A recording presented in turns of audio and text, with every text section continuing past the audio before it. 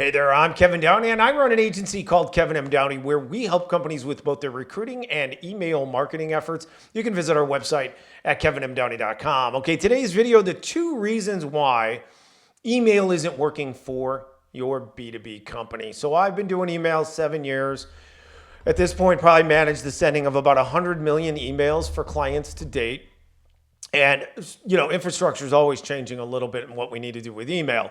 And now we've got a nice program, and we'll talk about it in another video, where we do the setup and then give you the option to have us manage. So it's the best of both worlds. So we do the setup for a flat fee. You pay for the cost of the infrastructure directly.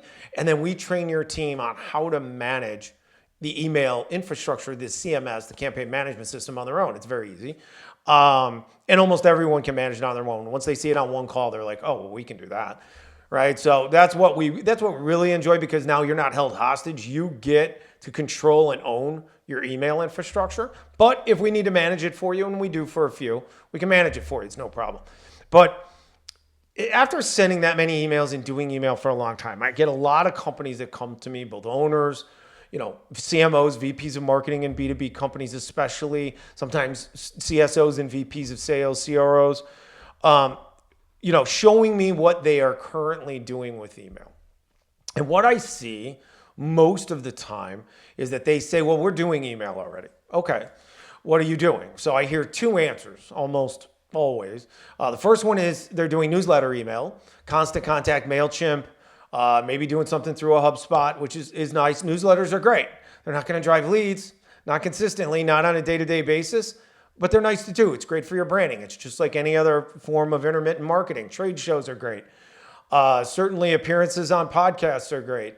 PPC and SEO, even in B2B, can be useful, right? But they're almost always intermittent. They're not going to drive daily lead flow. Daily lead flow really only comes from 2 things: reps doing manualized outreach and properly set up and run email marketing, right? To drive inbound leads, because it's doing the same thing that a rep is doing on the front end of a cold call. It's just a lot more efficient at it, right? It's going to get to a lot more people a lot faster, right? Not going to have the dynamic conversation, but it's going to generate more leads dollar for dollar all day long than manual reps. But those are the only 2 things that are going to drive leads day to day, okay?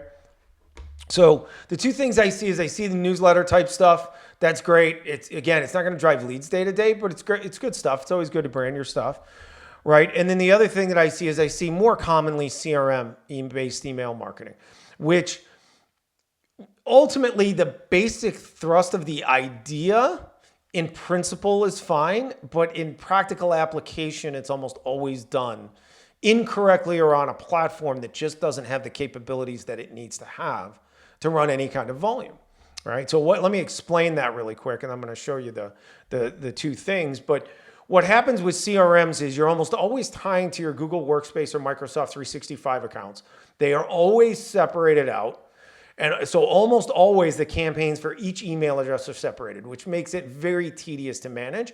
So you're never really sending a lot of volume. To drive leads on a day-to-day basis, you really need to be sending thousands a day, right? 3,000 a day, something like that. That's the baseline that we do with the email infrastructure we build for clients. It's sending 3,000 a day, and it's infinitely scalable. That's the kind of volume you got to have. When you're sending just 100, 300, 500 a day, that's not going to drive leads on a day-to-day basis, right? And so that's your big problem with your CRMs, okay? So the first problem is low volume, right? So how do we solve that? We need proper infrastructure. What is that? Okay, so we're talking about a server infrastructure, not quite a traditional server, but a server product designed specifically for this use case, combined with a campaign management system, right? And you've got multiple domains, multiple email addresses per domain, and you're doing very light sending per email address, but all of the email addresses are tied together in one unified way. They're all tied together to do the sending of a single campaign. And they are also all tied together on the receiving side. So your inbox is unified. So you're sending, let's say, 30 emails per email address. You're sending it over across a ton of email addresses. And all of those replies are coming into a unified inbox. And you have to have that to manage it correctly, right? And that's really the big downside to traditional CRMs. They just don't have that capability, right? So low volume is the biggest problem that I see. And then secondarily, I would say the types of emails that people are sending or that you might be sending. So if you're doing, again, newsletter type emails, that's great. It's not going to drive leads day to day. And most newsletters the companies send, they're sending them on a weekly or monthly basis to a limited list of, say, opt-ins. That might get you a lead every time you send a couple. That's fine, but it's not going to drive leads day to day. Right? The other problem I see, and again, this is more on the CRM side, I see traditional sequences where people lose what it is, and it mostly comes because the marketing people are driving the CRM emails. I'm seeing that more often today. And so their brain goes to, well, we need to market to people. And that's not what drives leads. What drives leads is one-to-one text-based emails from a person to a person designed to elicit a response. Johnny, do you have this pain point? If you do, we can help you solve it. Here's a little bit about how. This is what I want you to do next. I want you to reply, and I'm going to send you this. We need to elicit a response for a couple of reasons. Number one, we want to generate more leads, right? So we want them to tell us, yeah, I'm interested. Now we have a name and a phone number. We send them stuff and we call them, right? That's, business development, modern business development 101. So that's necessary for that reason, but also because the health of our email infrastructure, we need replies. Just getting clicks doesn't cut it. We need replies. So that's where I see a lot of the weaknesses in email that companies are doing internally. Again, they're either just doing newsletter or maybe they're doing their CRM. They're doing it across their main domain and their reps' email addresses, which they really shouldn't do anyway.